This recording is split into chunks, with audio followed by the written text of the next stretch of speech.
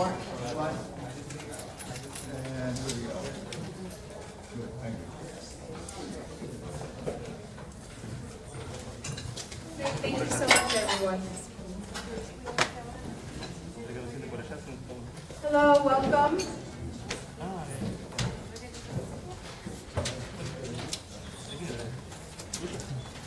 Hi. Yeah, there's some chairs up front here. Don't be shy, guys. Come on, there's chairs in the front. Please have a seat. All right, we're going to get started. Hello, my name is Inga Lashinsky. I would like to welcome everyone to the first panel of a series of discussions that we'll be doing this year. I'd also like to take this a moment to introduce our sales team while we're all here. We have in the back here Rafael Gonzalez, as well as Adrian Gonzalez right next to him, Ina Espino, Damian Sildi, right there, Liliana Pinto Torres, and Catalina Martinez. Thanks, guys. We have a fantastic sales team. So part of the reason why we created this panel series is we wanted to provide something of value for the broker community. And we wanted to discuss topics that also you could take that information and share it with your clients. Okay, so you'll notice here where we're sitting actually is the future site of our residential tower. We're going to have 249 residences, ranging from 1-bedroom to 4-bedroom units. And of course, you can see here we have fantastic views. We have Bayfront and then the beach, as well as the ocean. Our units are ranging from $550,000 for our 1-bedrooms, all the way up to $3.5 million for our 4-bedroom units. On your way over here, you may have noticed that behind us, we've actually already started construction. We're working on our parking structure that's going to be connected to our residential tower. Above that parking structure is going to be the majority of our amenities and our amenity deck, which includes 3 pools, an elevated tennis court, and a lot of other options for residents to enjoy, spa, gym, and the like that you would expect in a building of this caliber. So our project, we're very proud because it's a collaboration of a team of visionaries that are very talented in their respective fields. Our developer, Vladislav Doronin with Oko Group, he's not only an international developer, he's completed over 71 projects. So really elevating the quality and level of experience for a Miami developer. It's also, he's working in addition to a team of also other talented individuals in all aspects, including our architect, Hani Rashid, as well as the Missoni Baya brand, which of course is also globally recognized. So we're here today. The topic of discussion is going to be East Edgewater, of course, and downtown. We're very excited about it because this is a growing area and we look forward to the broker community support in this area. I'd like to introduce our, sorry, if you could please silence your phones before the panel begins. I'd like to introduce our moderator that will be, that's here today with us, Rene Rodriguez.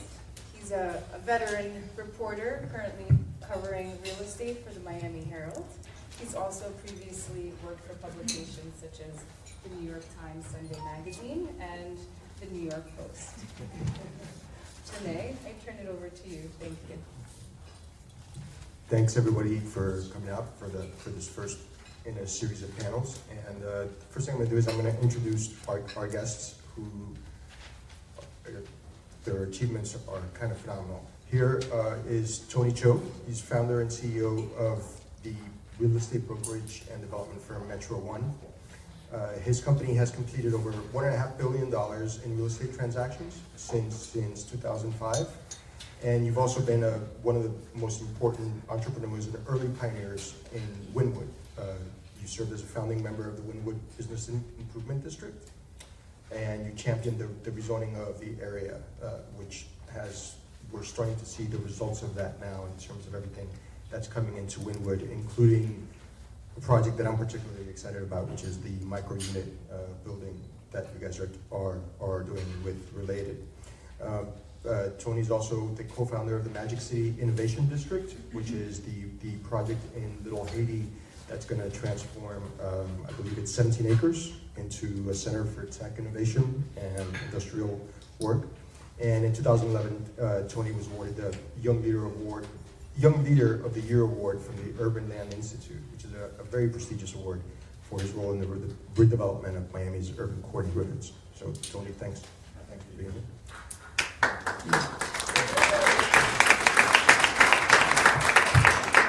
Alice Robertson is the Executive Director of the Miami Downtown Development Authority. Alice is one of the most knowledgeable people that I have had the pleasure of working with since I've started covering real estate. She knows everything about everything, like right off the top of her head. Her core mission is to kind of make downtown Miami a livable urban center. That's been her primary focus as director of the DDA, and she's constantly thinking of ways to change the way we think of downtown Miami as a very industrial center. In January, she spearheaded this fascinating experiment called Biscayne Green, where you replaced like 2 or 3 blocks worth of parking spaces with pop-up fairs, art shows, and to encourage foot traffic. And she also has under her leadership, the DDA won the Greater Miami Chamber of Commerce's 2017 Alva Chapman Award of Excellence, which is a very prestigious and also honor. So Alice, thanks for being here.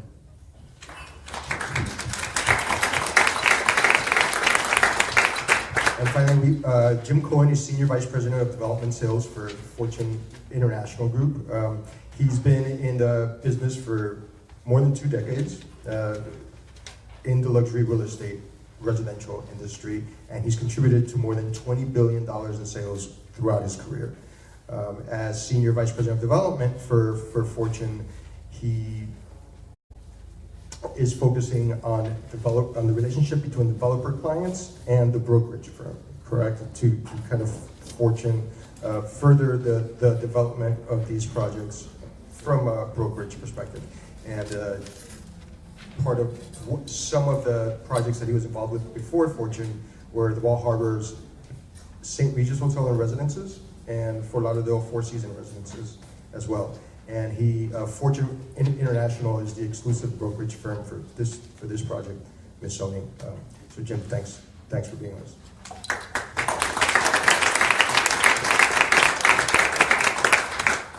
So I don't know how many of you grew up in Miami, but I grew up in Miami since the age of 6.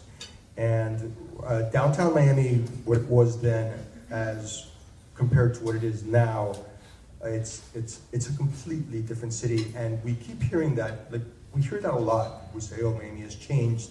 It's a different city." But I think we've heard it so much that we've taken it for granted a little bit. Last Friday, I took a tour of the Design District, and I hadn't been there in probably years, and I was kind of amazed at what's happened in the Design District. I mean, you literally feel like you're in a different city. And I mean that in a good way. It's just the architecture is different, the vibe is different. You walk a couple of blocks north and you have Wynwood, which has its own separate vibe. Brickell needs no introduction. Everybody knows what that's like now. And you have up-and-coming regions like Edgewater, which is starting to grow and develop an identity of its own. And I wanted to start by asking Alice if you could talk a little bit about how you've seen the downtown, what we think of as Greater Miami downtown change, and what kind of factors have impacted it, whether it's are the stronger presence of arts and culture here, an influx of younger residents. Can you talk a little bit about that? Sure. I started with the Miami DDA back in 2008. It's a really interesting time to start up with an economic development agency at the beginning of a major recession. So I had some challenges ahead of me. And what was happening, 23,000 condominiums had been built between 2003 and 2008. And as you know, there was a lot of flipping going on, and everybody saying, who's in these condos? What's happening here?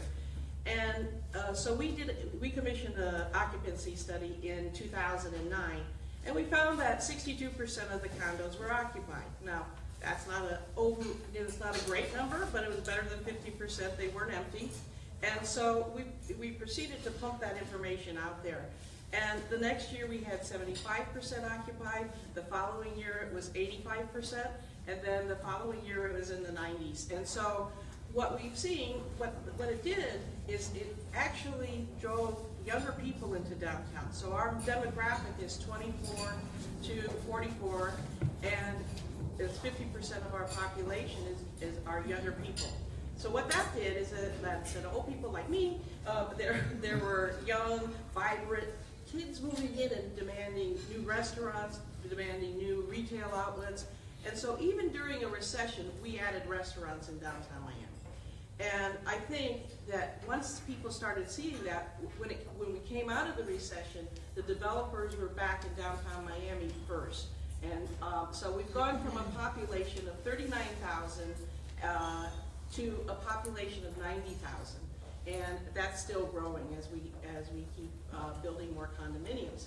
And people say, well, are we at another bust here? And the answer is no. What we're building is getting filled up. So what you see is a very dynamic urban center that we always wanted to have, and now we have it. And here's a really interesting number, and this is taken from the Census Bureau. And they say greater downtown Miami, so I'm imagining they include not just the downtown, but also Brickell and other areas. So in the 2000 census, the greater downtown Miami population was 40,466. In 2016, it was estimated to be more than double that at 88,540.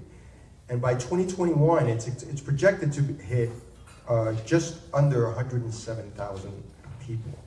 So that's a more than 200% increase, I guess, since the 2000 census. And when you consider that we had a huge recession in the middle of that growth, and a lot of developers took a hit, and a lot of projects either stalled or never came online, it shows you that aside from what's going on in the industry, this area of the city is growing in popularity.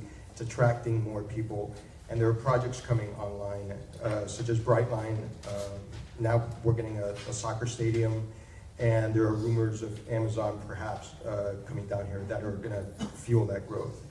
One of the newer areas is Edgewater, which is where we are right now. And Tony, you decided to have your office here in Edgewater. Can you tell me a little bit about that decision and why you thought this neighborhood was a good fit? I actually thought it was Wynwood when I first got my office too long ago.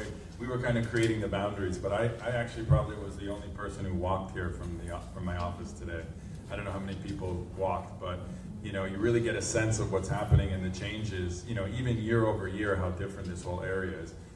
I selected the location because I was obviously very involved in kind of the transformation of Wynwood in the early days of creating the Arts District, and when the Performing Arts Center was just being announced. That was kind of the beginning of my career in early 2000s, 2000, 2001. And I just looked at I've been in Miami my whole life. I grew up in Central Florida, but I've been visiting since I was a baby.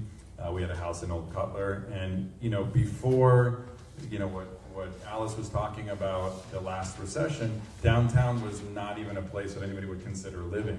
And I just, based on the trends that are happening, around the world, basically United Nations predicts that by 2030, 35, more than 70% of the population in the world is going to live in cities. That trend has been reversing since the 70s. We were a suburbanizing nation focused on the automobile, and now the exact opposite is happening. So I said to myself, the world is urbanizing, people are moving from the suburbs and the ancillary cities back into the urban core, and this is going to be where I'm going to focus my business. So I looked at the map and I said, where is this center of Miami? Really, where is this? And to me, the 195 is kind of what divides the north and south and the core. And so we are part of the greater downtown area here. And I just, after South Beach became more commercial, a lot of the tenants, the creative tenants that we focus on, the creative class, started leaving and coming to areas that were more creative and interesting and opening up businesses and warehouses at $10 a square foot, which is what I started paying initially at my office over here in Edgewater, Wynwood area. So we basically were responsible for bringing a lot of the creative agencies and creative tenants from South Beach over to Wynwood, and that's what kind of, all the galleries and the artists, and that's what started to create kind of the vibe, and that's what kind of set the tone for the revitalization of these areas, which was really an artistic and a creative revolution that happened. It was really people coming to more cheaper, well-located areas, things that were more affordable, getting warehouses and having more space and more creativity. And I think that was kind of the catalyst. And then, of course, Midtown Miami happened, and now you see what's happening in the design district. So I think it's all kind of filling in. We call this infill development.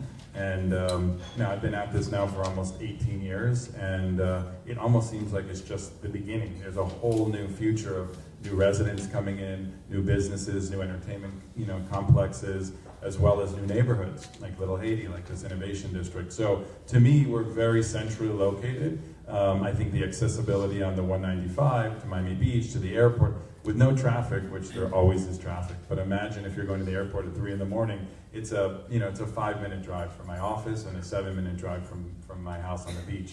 So I think accessibility, location is really what drove my interest, and also kind of the blank canvas, knowing you can come into an area and you can reinvent it. And I think that's what's happened in Edgewater. All these great developers have come here, seize the opportunity of the location, and have helped to be part of this reinvention, revitalization story that is, the surrounding neighborhoods are really also what make it compelling. I think from a luxury residential standpoint, being on the water is desirable, having the views, but I think it's equally as much of a selling point to be able to walk to the design district, walk to Midtown, and walk to Wynwood. Hopefully within the next couple of years, we're gonna have an all-aboard Florida or a tri-rail stop on 29th Street, so you'll be able to walk, be able to get to the airport in very comfortable transit, be able to get to the design district, be able to get to Orlando eventually by going to the Bright Line. So I think that, logistically and geographically speaking, I think this is probably one of the more interesting places to be in Miami. You said something really interesting, which is you feel like we're at the beginning of a next step of an evolution in this area. And I think a commitment like this building, for example, the views are sensational, but it struck me. I was a little surprised at when I first came here at exactly what the location of this property was, because it is a luxury top tower, and I was a little struck by the fact that people would actually pay those kind of figures to live here. And then once you walk around the neighborhood, you realize why. But Jim, could you speak a little bit as to what the buyers that are coming are interested in? Like, what is it that's drawing them now? I mean, the tower's not built, it isn't here yet, and yet we see growing interest. What are some of the things that you hear repeatedly come up? Well, I think it's many factors. As everyone sees the Edgewater area evolving and where it was 10 years ago, 5 years ago, to where it is today, you have a lot of developers that have come in and bought up the waterfront sites. I mean, you look out the window here, it's just amazing. But as this entire market develops in this area, the Wynwood, the design district, it's all tied into one neighborhood for shopping, world-class shopping, and all the amenities that it's going to offer. And as you mentioned before, just the proximity to the airport, to the beaches, to the location. So we're seeing a whole new, different wave of people coming in. A lot of the younger generations coming in today. We're trying to educate the South American market on where is Edgewater, what Edgewater offers, etc. But it's being recognized now. So we have a buyer that's coming in. It's definitely a transitioning type of neighborhood. As every year it takes big advancements. And our buyer is now starting to recognize the development, that this is a serious neighborhood in years to come. This will be a place on the map. Additionally, when they see a brand that's tied in like Missoni, and they're looking for value, they're looking for quality, they recognize ultimately that that's where their purchase will be, because it will be well protected as time goes It's interesting, if you look at the source for this is the MLS exchange, but the rentals, the average rental in East Edgewater in March 2010 was at $1,709. Today, it's at $2,414. And Alice, I'm wondering if you could speak to the importance of tracking the rental market in terms of a sign that the area is becoming more popular, because rentals tend to be, generally speaking, they tend to be younger people who haven't bought homes yet. But if you see an increase in the rental market, and correct me if I'm wrong, but when you start seeing an increase in the rental market, that's a harbinger that younger people are taking an interest in that area, which probably bodes well for the future development. Could you speak a little bit about that, especially? Like, did you see that in Brickell, in terms of a surge in the rental market and then younger people coming in? Yes, and we're seeing it in the Central Business District also, where now, instead of it just being, condos that are being rented out by their individual owners, we have buildings going up that are entirely rental properties. And it's a more stable market than, just somebody renting out their condo. And there's many projects on the books to be built in the near future. So I think that the younger crowd, I think it helps. And you mentioned the A word earlier. Yes, I'm working on it, but I can't tell you anything because I'd have to kill all of you. But anyway, but one of the things that, a young, vibrant workforce with lots of creativity and talent is one of the selling points of our market. And it's not just here in Miami-Dade County, it's in Broward and Palm Beach County.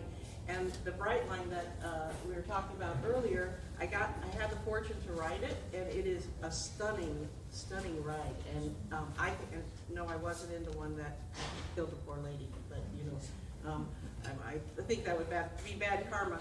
But I think one of the things that connectivity to our neighbors to the north, that what we see is more of a cooperation and operating as a region. I think it'd be great if there was a station here on 29th Street. I think that would be very handy, to not just the people who live here in this building, but also it would help all the region all around here. I've lived in this area for more than 30 years, and I know East Edgewater what it was, and there were a lot of crack houses and a lot of dilapidated buildings, and this is so exciting to see this coming in. And I mean, look at the view. I mean, you can't imagine, I think, how different this area is than it was 20 years ago. And I think that the rental will follow in this area too. I'm not really quite sure of the statistics of what's being built here in East Edgewater, but I think that what's happening in downtown, I consider this part of the greater downtown, even though it's technically not in my district. But my district boundaries were drawn by politicians and not necessarily by, seeing how the downtown was going to grow. And so I think what you're seeing here is a real awakening of this whole area, the Wynwood area, Midtown. When I first moved here, I couldn't go shopping anywhere near my house. I'd have to go to Miami Beach, I'd have to go to Aventura. Now, there's a lot of options around here for residents to go to. So,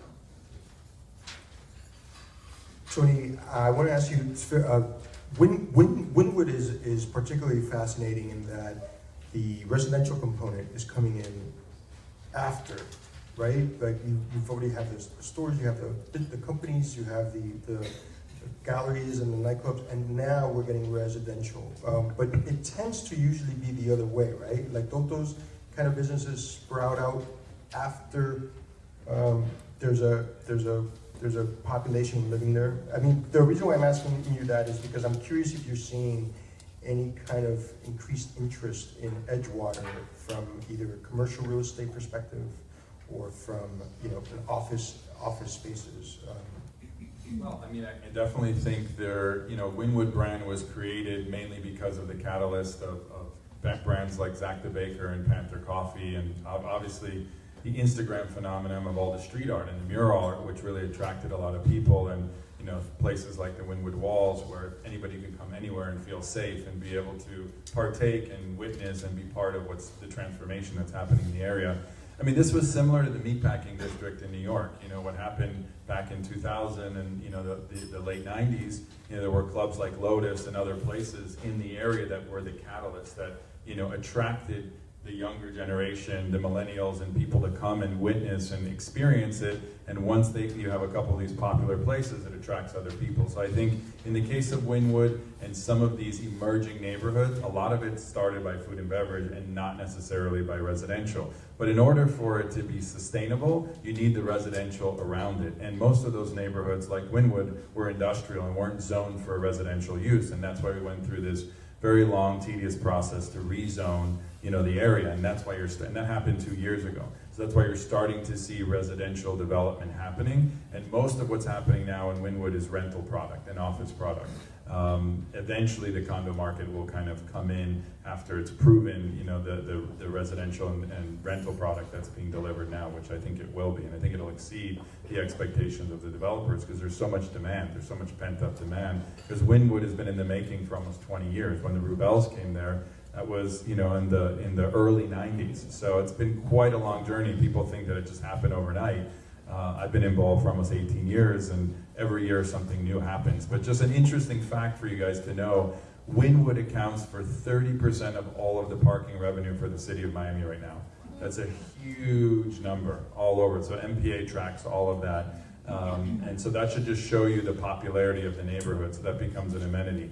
But I think Edgewater is crucial to the longevity and the long game for Winwood Design District, because a project like this, like Missoni, all of these residents are going to go to the Design District. They're going to eat at all the high-end restaurants. They're going to go up to the high-end stores. So I think it's critical in terms of the relationship between Edgewater, Design District, Edgewater, Midtown, and Winwood. These are all amenities that you don't get anywhere else. You can't even, I live near Sunset Harbor, and that's an amazing amenity neighborhood in Miami Beach that's all around health and wellness and fitness, and so it has a brand, and you can walk almost anywhere, so it's walkable, and I think that's what people want. People want to have a pedestrian-friendly experience where they feel safe, and this area is getting safer and safer every day, and so I think it's kind of part of the whole evolution of the neighborhood. And I think naturally being on the water lends itself to more luxury product, which is what's happening in Edgewater. And one last comment. One thing I wanted to comment, which was interesting about the downturn when everybody said all these buildings were vacant. The New York Times came out with this cover story about Miami having a 10-year supply of condos, and that was gone within 24 months.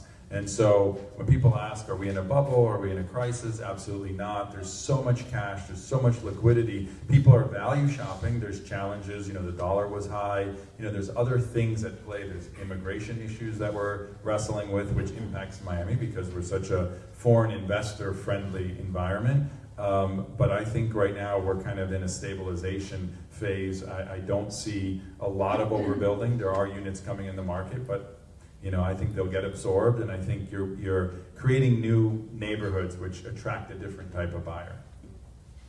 And you're right that there's not a lot of brand new projects launching. There are a lot of projects that are nearing completion and will be coming online like by 2020, 2021.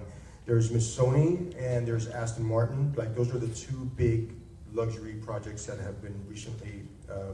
And Jim, I'm curious if there are any particular have you found any particular challenges in the competition, right, for the luxury market? Aston Martin just sold that penthouse that comes with a crazy car, which I find to be fascinating because there's nothing there at that lot yet, but that shows you that there's still a lot of international interest in buying luxury properties. I'm wondering if you could speak a little bit to if there are any unique challenges to marketing Missoni, which is in East Edgewater, which isn't technically completed yet in terms of region, as opposed to something like Brickell, where everybody wants to live because it's already done and there's product there. Well, I think to my earlier point, today as Edgewater is a transitioning type of neighborhood, it's really educating the buyer that's out there that may consider buying in the downtown corridor opposed to Edgewater today. So as more information comes out, and if I was looking for a new home today, or I'm sure anybody in this room, you really look to see what does the neighborhood offer to us as a family or as an individual. Is it the shopping? Is it the nightlife? Is it the arts? In this area has it all. It's just all starting to come together now. So, you know, we have our competition, or we consider competition, our different areas. In Brickell is a downtown corridor that everyone knows. It's not a waterfront property, but it has other benefits. So again, it goes back to the buyer's needs, what works for them the best. So in the Aston Martin, that's in a different location totally, and everyone's time frames are different. You know, to Tony's point earlier about the amount of inventory that was built. We're thrilled that we know that in 2018, if my statistics are correct, we are going to have 2,000 units delivered in Edgewater alone. But that's great. It's great for everybody. It's great for the retail, the merchants, the future renters. It's great for the whole economy here, because that shows there is demand. And strategically, how we decided in the thought process to move Masoni forward in this time, because there's very few projects really starting right now. And the reason why we're able to start, we have a great developer team for number one, but number two is the fact that we are going to be so positioned right, because there's nothing else starting in those 2,000 units that come to market in 18. The people that do decide to put their units back on market will be well absorbed by the time we're heavily into our construction cycle, which we'll be sitting in a very, very good position, being that we'll be the only development in this area that is new construction that's about to close.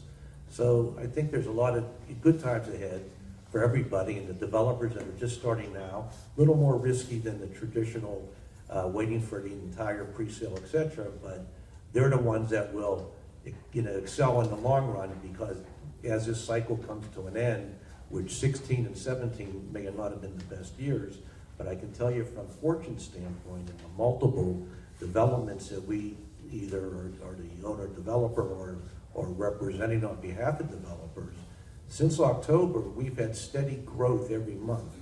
And this is a really good feeling that things are getting better. And we're, my opinion is that we're starting a new cycle, or just to get going. And in the next 2-3 years, we're all going to really benefit with the, what's to come as far as back in the real estate market. I've been down here for many years. I've lived through 3 or 4 different cycles. And, I've seen it all. But now, again, as I just mentioned, 16 and 17, it was slow. It's definitely off to the right start right now. And I think we're positioned ourselves perfectly with our start of our construction, and when we'll deliver, that all this product will be absorbed, and this entire region between the Wynwoods and the design districts and everything else that Tony has come into the market will all pull together as one little city here, and that will be the draw to this area in the years to come. Alice, traffic is a subject that you're very passionate about, or the congestion, traffic congestion. There are a lot of projects in downtown, like Miami World Center, that are being built near transit hubs. There seems to be a lot of progressive forward thinking about downtown's new evolution, where there aren't as many cars. Can you talk a little bit about what kind of factor traffic congestion is playing right now, and how you think that's going to play out once Brightline starts service, once the Tri-Rail, hopefully, because we have the Beckham Stadium now, which reportedly is coming over town. I went to a wedding a couple of weeks ago in Brickell, and it took us 25 minutes. This was on a Saturday night, so it wasn't even, and it took us 25 minutes to get from the W to the I-95 ramp. So it seems like traffic is a problem, and I know you're a big proponent in carless live, work, play environments. Can you talk a little bit about that? Well, one of my favorite quotes is to say, we have the best public transportation in the state of Florida in downtown Miami.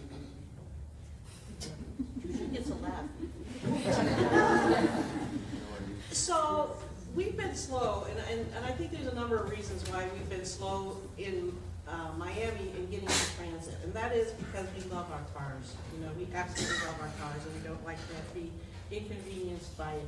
But there are buildings being built without parking, and generally, once again, the younger generation is the first to lead on this, is getting out of their cars and dumping their cars, and if not both cars from from a family, they will get rid of one of the cars and only have one parking space in their building. So, and we spend a lot of energy on walkability, planting trees, wider sidewalks. Bay Walk is a project of ours where you'll be able to walk along the bay with these beautiful vistas. Right now we almost have 4 miles completed, and we have a few pinch points that we're working on. And we're going to design it in such a way, if you've been to Tampa, Tampa has a walk that is very beautiful and it draws people. So if you create the environments that people want to walk in, they'll walk. If you make it where, in some cases, there's 5-foot sidewalks and there's traffic going 60 miles an hour right next to you, it's not a safe walking environment. So we're spending a lot of energy on how to get people out of their cars. So Tri-Rail, so I spoke about Brightline. Brightline is the fabulous, it's going to be an upper end product. It is an upper end product. But what a product it is, by the way, the leather seats and we went to the opening, so there's wine and other kinds of things. It was a very nice ride up to West Palm Beach and back. But so it's a very comfortable, it has Wi-Fi and everything, and it's just going to be a tremendous ride. I can't wait till it comes down to Miami. But the Tri-Rail is the affordable version of that, and it's going to be late in 2018 is when Tri-Rail will open. We funded part of the station at Miami Central because we do believe that we need to have more options. Right now you can get on a free trolley up to this area. City of Miami has a free trolley, and it's very well ridden. It's going to be the easiest place to get around in Miami, and it already is easier to drop your car in downtown Miami than it is anywhere else in Miami. So we're working towards that and more.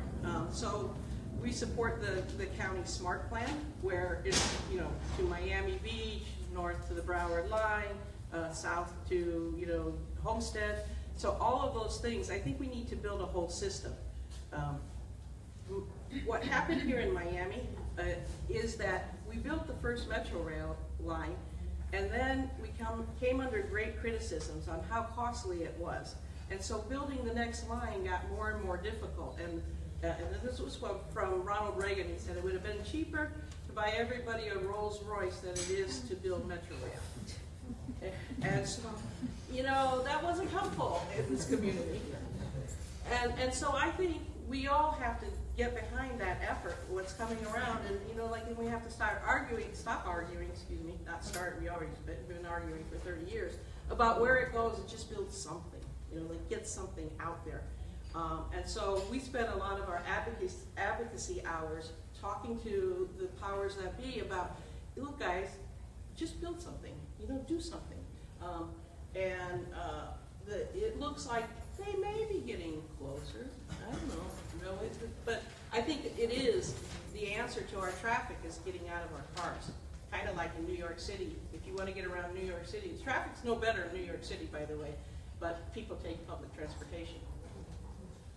Yeah, somebody told me for a piece I did on parking that we're so used to being able to park in our building, in the building where we live here in Miami, that we're indignant if we have to walk 1 or 2 blocks. But in New York, no pony can afford to park in their own building because it costs almost as much as rent, those parking spaces. So I wanted to add one thing to that. On that note, everybody says it's too hot to walk in Miami. And granted, in the summertime, it's a little rough. But I have my brother-in-law is Norwegian, and he says there's no such thing as bad weather, it's just bad clothing. And so one of the things that I think we need to do is get maybe we bring back into style parasols or something like that, something that, helps us get through the hot weather and make it more livable in other ways, the trees and other things to help shade everything. So. I want to ask each of you the same question. There are several question marks right now. For example, what Genting is doing with the former Miami Herald location. They originally were going to build a big casino there. Now they've hired this company to do concerts there. So it seems to me like Genting is biding their time and waiting. Like they tried to sell it, and so that's going to remain vacant for a little while. There's a whole question about Amazon, which no one can talk about on the record, which is really frustrating when you're a reporter.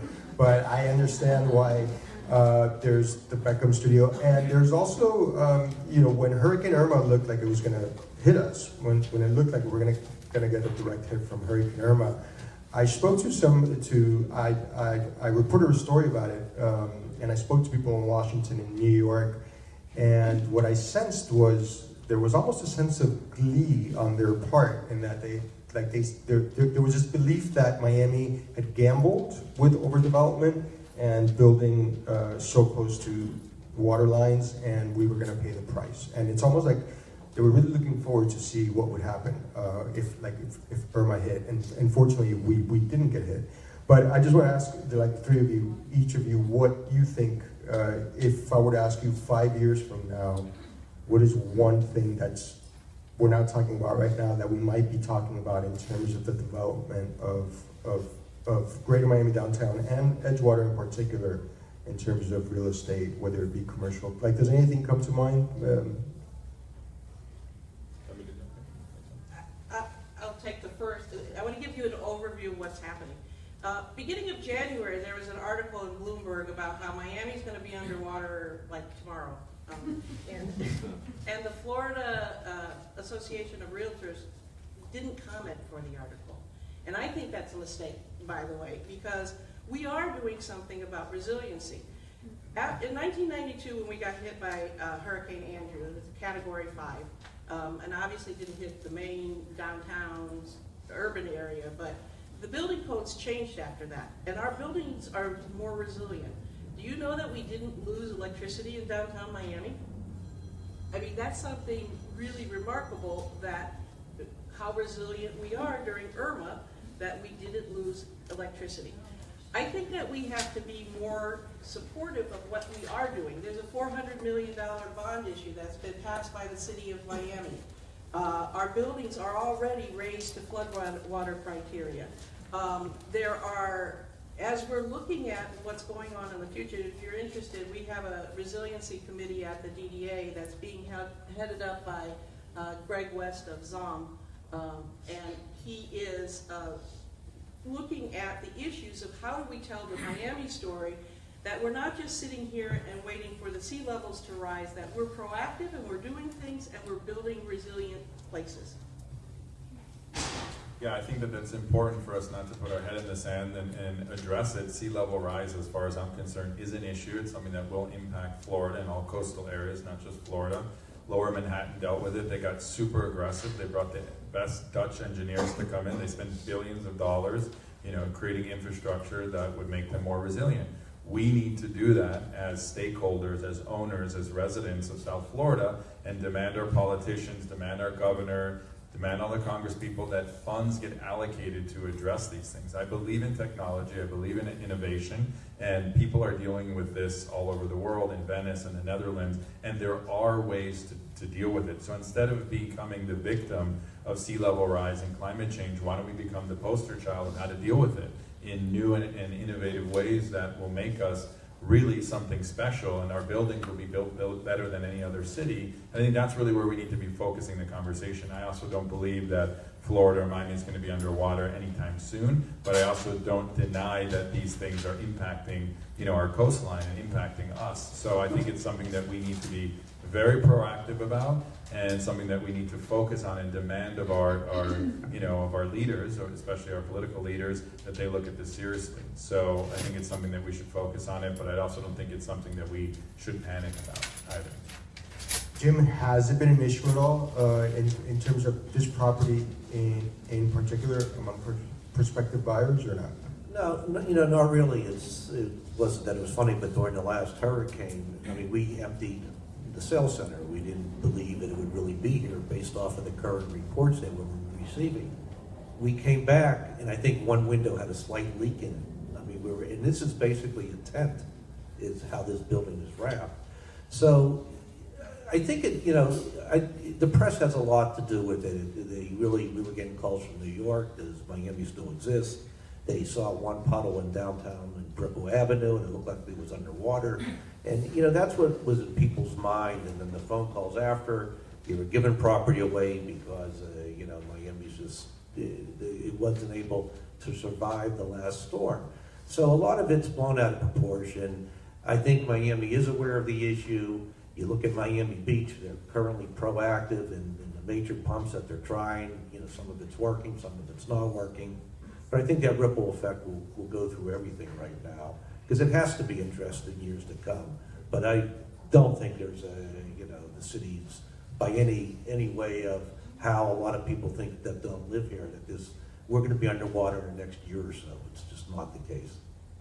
I don't know if you guys know this, but during the reporting for Hurricane Irma, like the second day when the storm had passed, but there was still a lot of bad weather. There's a street corner on Brickell, I forget exactly which one it was, that had water, right? Like it had flooded, and there were 5 different camera crews from 5 different TV channels waiting in line to do their report from that one corner, because that was the only corner where it really looked like the water, and that was very eye-opening for me, because they were literally taking turns reporting from that corner.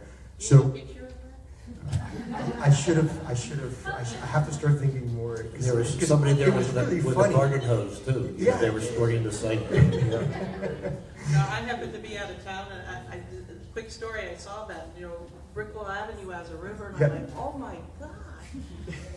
What they didn't show is the next day, the water was gone. And it was all, like, every TV station was showing the same river. It was like the exact same street corner. So we have a few minutes, and I wanted to open it up to you guys for questions for our panel here on either Edgewater or anything else having to do with downtown. Yes? Yes, I have a question. Regarding, do you think the Midtown Design District area, the developers are going to be interested more in the north side of the land? Because I saw a lot of land, like for example behind the immigration building, that it was something happening there. It was, they're supposed to be building like a Hilton hotel there, and something happens. That area behind, that piece of land, do you think it's going to be interesting for developers in that area? What area are you talking about? Like, 79th Street. Yeah. Because the train station is going to be in that area, right? The commuter rail, the tri-rail, will probably have a stop in that area, and I would imagine something's going to get developed there. It was a Chinese group that bought that site, as well as a trailer park that was, I think, about 15 blocks to the north. I haven't heard anything from them in terms of new plans, but I would imagine something will get built there behind the immigration. Would it be big enough for an Amazon HQ too? Could be. As far as Amazon goes, I'm not under sworn to secrecy. I had met Jeff Bezos in LA, and he's from Miami, so I think that we have a good shot at getting it.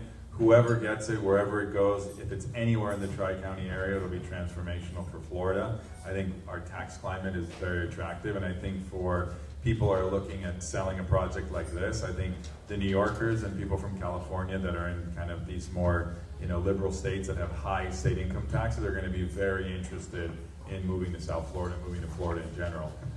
So I think that's a positive in terms of the impact on our local economy and how that's going to affect. But Amazon coming here would be a true boon for us. 50,000 people. It'll put a demand on traffic, but hopefully it'll push us to get with the program and really accelerate our transit plan. Jim, are you bullish or bearish on Amazon? Well, no, very bullish. Anything that brings an influx of people is, what we need is developers to, fill our current properties as well as our future properties. Questions? Yes. I had a question completely unrelated to what we're talking about, like Amazon or whatever. I had been reading, or we have been reading for so many years, that Chinese buyers, Asian buyers are going to come to Miami, that was going to be the future purchase force, if you want to call it like that, for what would be Miami, especially downtown. I have, or from most of the people that I do know, either sales centers, developers, they have all prepared for those Chinese buyers to come. They have not transformed into becoming purchasers. What I do have seen is a very large influx of Asian people in downtown Miami. From one second to the other, you start seeing enormous amounts of Asians being in downtown Miami. Do you know anything about that? Why are there so many Asians out in Miami that years ago you wouldn't see, specifically in downtown? Are they for recreational purposes here, or is it something that is related to Port of Miami? Yes. One of the issues that we have in Miami is that we don't have direct air service to Asia. And we are working on that. You know, there's several airlines that Miami International is talking to, Cathay Pacific, JAL, and other places. It'll be easier for Chinese buyers once there's direct air service from Asia. There was a property in downtown in Brickell area that, the big whole one, the one that... Yeah, that was purchased by a Chinese... yeah. And what the corporation were planning where there was like a health spa condo thing where wealthy Asians would come over and breathe fresh air in Miami and get their doctor services and other kinds of things. I don't know what, I met with them on like 3-4 years ago on that, and then they disappeared. As far as the current influx, I think there's a lot of interest in China. We are sending a lot of missions to China to talk to them about what's happening in Miami. I think one of the complications came when the EB-5 visas got put on hold because of how many Chinese people were bringing money into the U.S. I think it's a complicated issue with that investment over the long term, but I think that eventually it'll come back. Yeah, I think the EB-5 showed a huge interest in China, and what happened is there were too many coming from China, and they were kind of crowding out people from other countries who wanted to apply to the program. So they've kind of slowed down a little bit on the Chinese EB-5 people in order to level the playing field. I'm sorry. On the commercial side, and typically the Chinese who are coming are looking to get a visa, so unless the EB-5 program supports them, they're not going to be making substantial investments. I think the other thing to note in this whole equation is the Orlando and Disney factor. Traditionally, you know, Orlando Airport has had a lot more traffic than Miami just because of Disney, and you do get a lot of Asian visitors there. I think with the Brightline tying in from Miami to Orlando, and if we can get direct stops to Asia, I think that will transform the amount of, you know, and open up our buyer pool, our investor pool, which I think will happen in the next couple of years. Like Alice said, there probably will be direct flight at some point to either Tokyo or Hong Kong or Singapore, one of these. You know, there was talks with Genting, when Genting was coming here to have a direct flight there. I think it's inevitable and it'll happen. I think the connectivity and the transport gives, you know, more variety for these types of investors to come here. But the EB-5 program, I think, is also very critical because they want to, you know, participate in the visa program. So that's important. You know, from the residential side, in the last 5-10 years, we always have different opportunities presented to us to go to China or promote the, you know, the China, for China to come here and purchase. But as much as we like to see it, we just haven't. And we always get a lot of conversation that are coming, they're coming, but we really hasn't trickled down to purchases yet. We haven't seen it. Correct, so that's my question exactly. I've noticed a huge influx, a lot more, I don't want to say Chinese, I don't know, you can't really differentiate. People just call them Chinese, I call them Asian. They don't have to be Chinese, they could be from Singapore, they could be from Japan, you know, I can't really, you know, set them apart. But we have, and I know that they're living here, that's why I was asking Ali specifically, have you registered, have you noticed a larger amount of Asian people coming and setting up shop here in Miami, especially in downtown. The reason why I'm asking this is I used to live very close by. I used to live at the Epic, so I used to go, grocery shopping at Whole Foods, and half of Whole Foods was Asians buying groceries there. So they're not people that really are, coming as tourists and taking 3-4 bags of food back to the hotel room. They're living here in Miami, which until 2-3 years ago you would never see. So there's obviously something happening that you see a lot more Asians coming here. I don't know the answer to. I figured you might know. I really, the thing I would say when we had our brief meetings with CCC back in several years ago, that Miami is very attractive to the Chinese because of our air. And you compare our air to Beijing and other things, that was one of the big draws is, and that, by the way, don't pat yourself on your back that we're so great about no pollution here. It's the trade winds that basically save us from the bad air pollution. So, but that was the health benefits was one of the major interests in Miami. So you have not noticed more people coming or setting up shop? I think these guys would know better than I would because we don't deal directly with the buyers and But I'll ask my team to take a look at that in the next demographic report to It's kind of a question that nobody seems to know to have the answer to. And again, we look at reports all day long in the Asian sector, just doesn't show up. I know that they're not buying, so they're not buyers. They're not people that come here and buy Miami real estate. I've just noticed that there's a lot more Asians here. What is the reason? That's one of the things I would like to know. Okay. Any other questions? I think the answer will be like because of the college, because the Chinese. I heard from a client from China that I need a translator to Chinese to talk to him. He told me that he was investing like 2 units around downtown area because her 2 kids can go to a condo and be in that condo, and he's investing in that apartment, and they like have a roommate, and then the father to be able to pay the mortgage, because he had a foreign national loan, and that's it. They invest there because it's easy, because it's near to college. That's it. That's it. All right. Oh, I'm sorry. Go ahead. This could be for anyways. When you consider the waterfront location here, why did this neighborhood lag, say, the Wynwood or Midtown? Why? The question is, since when you look at the waterfront, why has this neighborhood lagged behind Wynwood or others? Like, why has Edgewater been slow to pick up?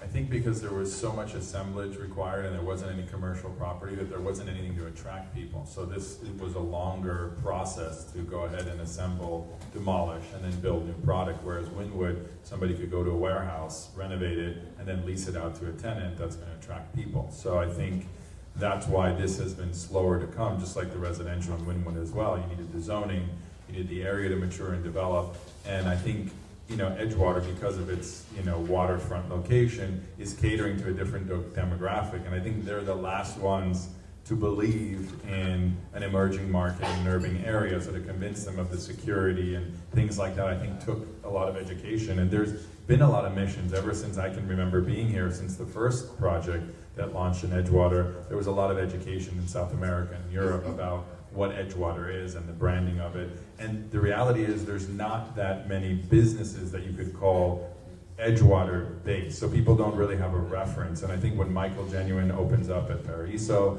there's going to be more activity happening. I think that will help brand and identify the neighborhood, and I would encourage those of you that are in this area doing stuff and working with developers, that they add a commercial component, whether it's a bayfront restaurant or some sort of amenity that will attract people. I wanted to ask Alex, what's the status of the Baywalk that connects with the Riverwalk, and how far will that go up, and what's the timeline on that? I think that's relevant to this group.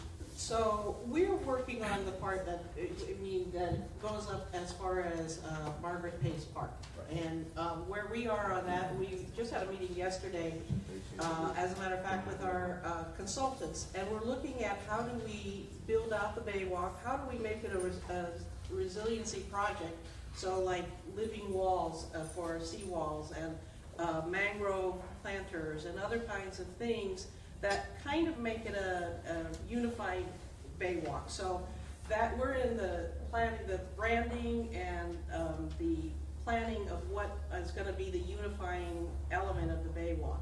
And we're also working on taking the last pinch points out of it and making those go through. And I think it's interesting. I think Related was doing the project up here, so it will be interesting to be able to link it down to Margaret Pace Park. So there are some other pinch points between here and Margaret Pace Park, but that we'll have to work on. But I think where we're at is that we're very active on it. It's one of our #1 projects of the DDA for this fiscal year, and we're moving. And we're looking at trying to get bond funding for it from the $400 million that the city of Miami passed. That it's going to be a very competitive pool, but we think we're going to make our project so desirable for the entire community. I think, sorry. I'd just like to say, you get asked why Edgewater, but I think when you see developers like Vlad DeRowan come in here in the OCO group, that they're internationally known, they're very successful developers for luxury property throughout Europe. And they recently bought the Crown Hotel in New York, and they own the Armand brand. And they come here to Edgewater to build the Missoni product.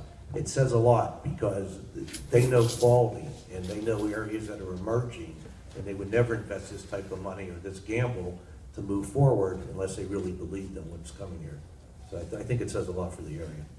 Getting back to transportation and the Baywalk, Margaret Pace Park is only 5 blocks from here. So theoretically, especially when the underline gets underway, you could, live here, take your bike or walk and go all the way down to the Riverwalk and then go all the way down even to, UM essentially through the underline. I think that's kind of the planning and the connectivity that's really going to make all of these locations and enhance every neighborhood by having the connectivity, both, with public transportation, but also on foot or on bike. I think is going to be very critical. With regards to the Baywalk, I do have an additional question. Because there's a bit of conflicting information, at least for the upper part. What's happening? I mean, it's pretty clear that up to Market Place, it looks like it's going to be a go, but from, I guess, 36 to Market Place, I've heard some people say that it's happening, some people say that you need to get the smaller condos on board. So Commissioner Russell has gotten the commitment of Genting to build out their portion underneath 395 and past their property as part of they're going through a process of building a marina there at the Genting property, so that after we'd have to figure out what the connection is between north of going across the Venetian, but that's a fairly small area, but like it's not that big to be concerned. The Women's Club already has the money funded and also has, and we've worked out an agreement with the owner of what's the name of that marina there? It's Jerome Paulo's property. And did not remember. The one, it's, right by the Grand. Yeah. The Grand Marina. Yeah. And it's, we've gotten the agreement for the easement there. A couple of properties that we don't have that we're working on and trying to figure out. There's like 4 pinch points on and if you're interested in that, we can send that information to you as far as what's happening. But we're working on each of those pinch points so that when it's done, it's going to be an amenity that's tremendous. And I think the city of Miami will probably bring it up this way. It won't be us because this is in our district, but it'll be the city realm. We have time for one more. Yes. When is Magic City Innovative District? So Magic City Innovation District in Little Haiti, we submitted our application for SAP a couple weeks ago. We're in the process right now of renovating the existing buildings. We have about 150,000 square feet, 25 buildings that will be adaptively repurposed. We're currently leasing now to tenants within our pillars, which is technology and innovation, health and wellness, sustainability and resilience, art, entertainment, and culture. So we basically have these different pillars of what tenants we're attracting. So we're now curating those tenants. We hope to open a bunch by our Basel. Also that's in the works is this kind of entertainment immersive theme park of the future that will be a pop-up that our partner Guy Laliberté, from the founder of Cirque du Soleil, is going to be spearheading. So that will be a whole immersive, futuristic theme park that will be a laboratory to prototype new technologies, products, things like that, that will be a pop-up. And then within 2 to 3 years from now, we'll probably start our first vertical development, which will probably start with office and an entertainment concept. So we're more tech entertainment. We're not pharma, we're not fintech. We're really more focused kind of on the entertainment. We're entertainment, real estate, neighborhood development, placemaking kind of intersect. So it's a long-term project. It's not going to be for sale product, all basically rental, catering more towards kind of micro and smaller units, more efficient, very culturally driven too, because we're in the heart of Little Haiti, so we're doing a lot of work along Northeast 2nd Avenue in that area to revitalize it. But it's a long-term project, but each year you'll start seeing new things happening, and this Art Basel will be another milestone for us. Excellent, guys. Well, I hope you enjoyed. This is the first of a series of panel discussions that are gonna be held here, and I hope you guys found this informative. Jim Cohen, Alice Robertson, and Tony Cho, thanks. These guys are.